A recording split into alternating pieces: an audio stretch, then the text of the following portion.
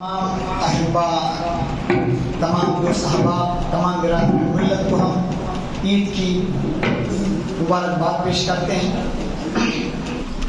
میرے عزیزوں اور دوستوں، دنیا میں سب سے بڑی اگر کوئی نعمت ہے تو وہ اللہ کی محبت ہے۔ اللہ کی محبت سے بڑھ کر دنیا میں کوئی بڑی نعمت نہیں ہے۔ یہ محبت اگر اللہ کی میسر آ جائے تو پھر دین اور دنیا اسے دونوں نصیب ہو جائیں، دنیا میں بھی کامیاب ہو جائیں، آخرت میں بھی کامیاب ہو جائیں۔ سب سے بڑی چیز اللہ کی محبت ہے۔ اللہ تعالیٰ کی محبت کے ہم دعوے دار ہیں، لیکن ہم اللہ کی محبت کے دعوے میں کھوکھلے ہیں۔ اللہ کی محبت ہم سے کیا تقاضا کرتی ہے؟ اللہ کی محبت تو ہمیں بتاتی ہے اللہ نے ہمیں ایمان سے نوازا، اپنی عبادات کرنے کی ہمیں توفیق دی، ذکر کی توفیق دی، اس کو یاد کرنے کی توفیق دی، اور انگنت بے شمار نعمتوں سے ہمیں نوازا۔ تالو سے لے کر تلوے تک اس کی نعمتوں میں ہم شرابور ہیں۔ کون سی نعمتیں جو اللہ کے ہم پر نہ ہو؟ اس کی نعمتیں تو ہم پر ظاہر اور باہر ہیں، واضح اور صاف ہے۔ اللہ کی محبت اور اللہ کی نعمت، اللہ کی محبت کے ثمرات اور نتائج، آثار ہم دیکھ رہے ہیں۔ اب یہ تقاضا کرتا ہے اللہ کی محبت کا بدلہ بھی اب اس ادلا بدلی ہونا چاہیے۔ اللہ ہم سے جب محبت کر رہا ہے، اللہ ہمیں بھی اللہ سے محبت کرنی چاہیے۔ صاحب اللہ تعالیٰ کہتا ہے فَسَوْفَ يَأْتِي اللَّهُ بِقَوْمٍ يُحِبُّهُمْ وَيُحِبُّونَهُ۔ اللہ تعالیٰ ایک ایسے قوم کو لائے گا، اللہ ان سے محبت کرے گا، وہ اللہ سے محبت کریں گے۔ اللہ کی محبت کے آثار ظاہر باہر ہیں، سامنے ہیں اللہ کی نعمتیں۔ اللہ نے جو ایمان کی دولت سے نوازا، لیکن ہماری محبت اللہ سے کیا ہے؟ کیا یہ ہماری اللہ کی دعوت، اللہ سے محبت ہماری خالی خولی ہے، زبانی ہے، صرف جمع خرچی ہے، یا اس میں حقیقت کا بھی کچھ رنگ ہے؟ ہم کہتے ہیں کہ ہمیں اللہ سے محبت ہے، اللہ سے محبت ہے، لیکن اس کے نتائج، اس کے آثار ہم پر ذرا بھی ظاہر نہیں ہیں۔ ہماری محبت کے دعوے صرف کھوکھلے ہیں، خالی ہیں، اس کے اندر کوئی حقیقت کا رنگ نہیں ہے۔ آئے ہم اللہ سے اس دن ہم عہد کریں کہ ہم اللہ سے محبت کریں گے، اللہ سے محبت ہم کریں گے، اللہ سے محبت کی ہم تجدید کریں گے۔ جددوا ایمانکم، کہا ہے ایمان کی تجدید کیا کرو۔ ہر دین میں، ہر چیز میں تجدید ہوتی ہے، نیاپن ہوتا ہے۔ اللہ سے تعلق استوار کرنے میں، اللہ سے محبت میں، اس میں بھی تجدید ہونی چاہیے، اس میں بھی رینول ہونا چاہیے، اس کے اندر بھی کچھ چمک آنی چاہیے اللہ کے ساتھ ہماری محبت کی۔ میرے عزیزوں، اللہ کی محبت، ہماری اللہ سے محبت کا تقاضا یہ ہے کہ ہم اس کے اوامر کو بجا لانے والے بن جائیں، اللہ کے احکام کو بجا لانے والے بن جائیں، اللہ نے جن چیزوں کو حکم دیا اس کو بجا لائیں، اور جن چیزوں میں اللہ اور اس کے رسول نے روکا ہے اس سے بچ جائیں۔ تو یہی اللہ سے ہماری محبت ہے۔ اللہ سے محبت کا تقاضا یہ ہے کہ ہم اللہ کے بندوں کے ساتھ محبت کرنے والے بن جائیں۔ جو شخص کہتا ہے مجھے اللہ سے محبت ہے، اللہ کے بندوں سے مجھے محبت نہیں ہے، تو یہ اللہ کی محبت کی کوئی حقیقت نہیں ہے۔ اللہ ہماری عبادت سے بے نیاز ہے، ہماری طاعات سے بے نیاز ہے۔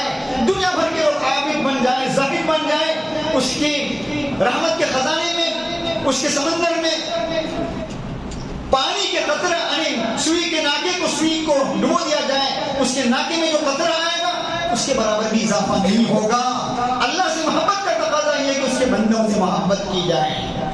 الخلق عیال اللہ، مخلوق خدا خدا کی پریوار ہے۔ فاحب الخلق الی اللہ، خدا کی پریوار میں خدا کا سب سے محبوب اور چہیتا وہ ہے جو اس کے بندوں کو فائدہ پہنچانے والا ہے۔ تو معلوم ہوا کہ ہمیں اللہ سے محبت کا تقاضا یہ ہے کہ اس کے بندوں کی خدمت کی جائے۔ اس میں سب سے پہلے ہمارے اپنے ماں باپ ہیں، بیوی ہیں، بچے ہیں۔ کتنے ہم دیکھتے ہیں کہ ماں باپ کے ساتھ ہمارا کیا حال ہے، بیوی بچوں کے ساتھ ہمارا کیا حال ہے۔ دنیا والوں کے ساتھ ہم اچھے ہیں، اپنے ماں باپ اور اپنی بیوی بچوں کے پر بہت سے لوگ ظلم کرتے ہیں، ان کے حقوق کی ادائیگی نہیں کرتے۔ اپنے بچوں پر، ماں باپ پر خرچ کرنے کو بھی صدقہ کہا گیا، اور اسے سب سے بہترین صدقہ کہا گیا اپنے رشتہ داروں، اپنے ماں باپ اور اپنی بیوی اور بچوں پر خرچ کرنا۔ کتنے ہم لوگ دیکھتے ہیں کہ اس میں لوگ کتنے کوتا ہیں۔ اللہ کے نبی کیا کہہ رہے ہیں؟ خیرکم خیرکم لأہلی، تم میں سب سے بہترین وہ ہے جو اپنے اہل و عیال کے لیے بہتر ہے۔ وَأَنَا خَيْرُكُمْ لِأَهْلِي، اور میں اپنے اہل و عیال کے لیے سب سے بہتر ہوں۔ اگر ہم کہتے ہیں کہ ہمیں اللہ سے محبت ہے تو اپنے ماں باپ کے حقوق کو ادا کرنا ہے، اپنے بیوی کے حقوق کو ادا کرنا ہے، اپنے بچوں کے حقوق کو ادا کرنا ہے، ماں باپ کو بچوں کو ماں باپ کے حقوق ادا کرنے چاہیے، ورنہ پھر یہ ہماری محبت نہیں ہے۔ قرآن سے اگر ہم کہیں ہمیں اپنی بیوی سے نفرت ہے، اپنے بچوں سے نفرت ہے، تو قرآن کیا کہ وَعَاشِرُوهُنَّ بِالْمَعْرُوفِ کہا گیا، ان سے اچھائی اور بھلائی کا معاملہ کرو۔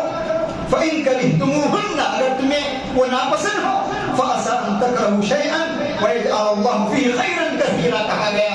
تو ماں باپ سے، بیوی بچوں سے اور اپنی بیویوں سے اچھا تعلق قائم کرنا، ان سے محبت کرنا وہ اللہ سے محبت کا تقاضا ہے۔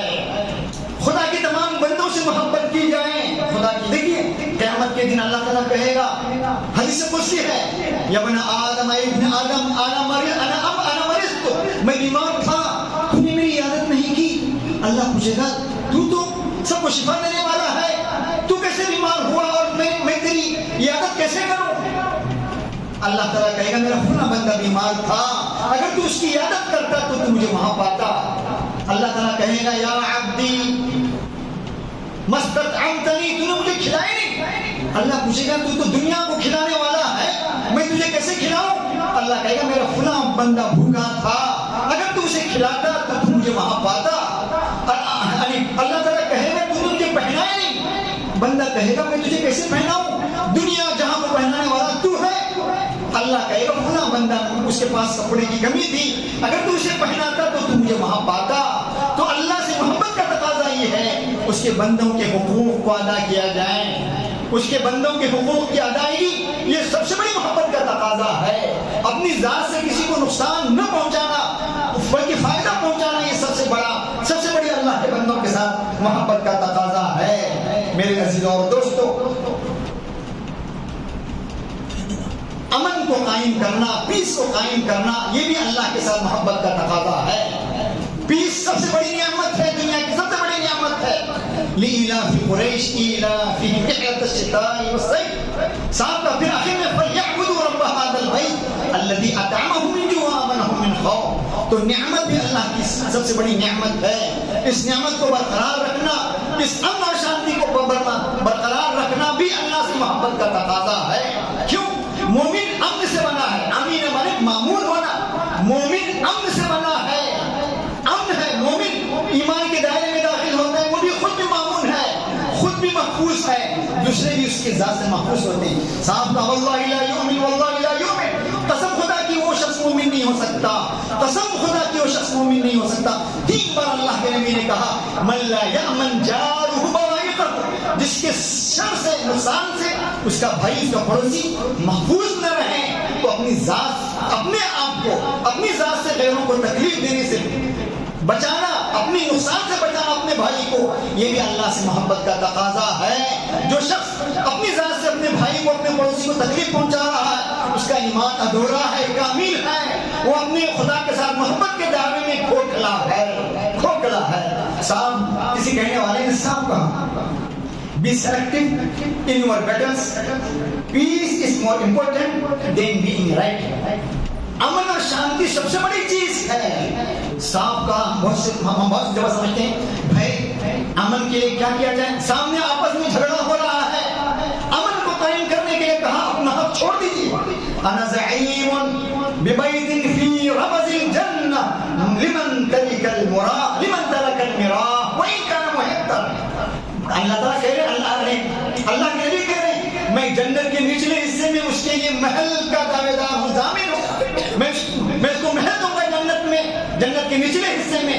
جو حق پر ہوتے ہوئے اپنے حق کو چھوڑ دیں، لڑائی جھگڑے کو چھوڑنے کے لیے اپنے حق سے دستبردار ہو جائیں۔ ہم دیکھتے ہیں جھوٹ بری چیز ہے، جھوٹ بری چیز ہے، لیکن امن اور شانتی کو قائم کرنے کے لیے کہا گیا کہ جھوٹ بولا جا سکتا ہے۔ میاں بیوی کو ملانے کے لیے جھوٹ بولنے کا جواز ہے، اپنے بھائیوں کے اندر دوستی پیدا کرنے کے لیے جھوٹ بولنے کا جواز ہے۔ لیس الکذاب الذی یصلح بین الناس یقول خیرا وینمی خیرا، وہ شخص جھوٹا نہیں ہے جو لوگوں کے درمیان صلح کرائے اور جو بات نہیں کہی ہے وہ کہہ دے، تیرے بھائی نے تیرے سلسلے میں اچھی بات کہی، جھوٹ کہہ رہا ہے، لیکن اس جھوٹ کو گوارا کیا جا رہا ہے امن اور شانتی کو قائم کرنے کے لیے۔ کیوں؟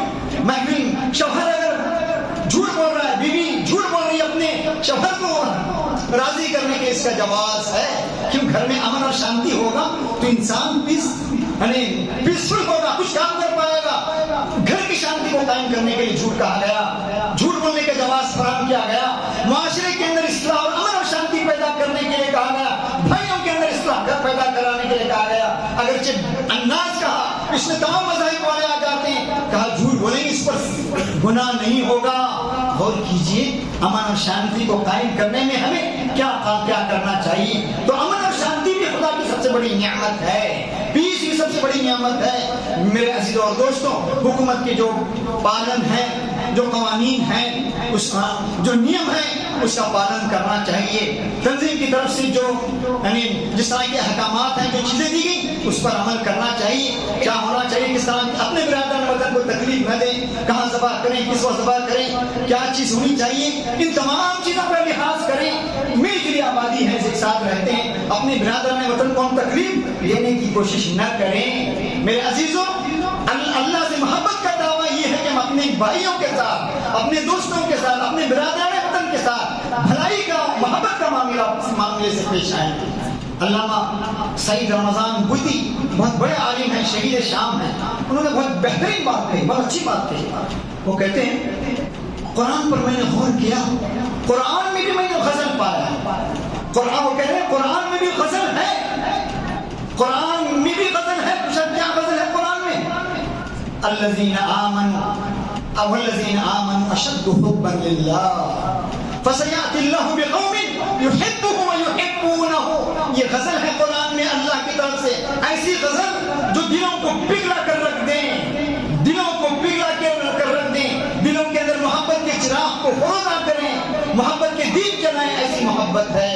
تو میرے عزیزوں اور دوستوں, وقت نہیں ہے, میں کہوں گا اللہ کی محبت کا تقاضا یہ ہے کہ خدا کے بندوں کے حقوق کو ادا کرنے والے بن جائیں, اللہ کے حقوق کو بجا لائیں اور امن اور شانتی کو آخری درجے تک قائم کرنے کی کوشش کریں. دیکھیے پاسٹ گزر چکا, پاسٹ کیا ہے, ہسٹری ہے. پاسٹ ہسٹری ہے اور فیوچر مسٹری ہے, اور پریزنٹ گفٹ ہے یہ خدا کی طرف سے. اس گفٹ کی طرف توجہ دیں. پاسٹ میں غلطیاں ہوئی اس کو درگزر کر دیں. فیوچر میں ہونے والی تو ہم اس کے یہ ہمارے ہاتھ میں نہیں ہے, تو ویژن کو گفٹ سمجھتے ہوئے معافی تلافی کریں اور اللہ اور بندے دونوں کے حقوق کو ادا کرنے والے بنیں. یہ کچھ باتیں جو میں نے آپ کے سامنے کہیں, اللہ تعالیٰ مجھے بھی آپ کو ان باتوں پر عمل کرنے کی توفیق دے. باخر دعوانا الحمدللہ رب العالمین. جزاکم اللہ خیرا.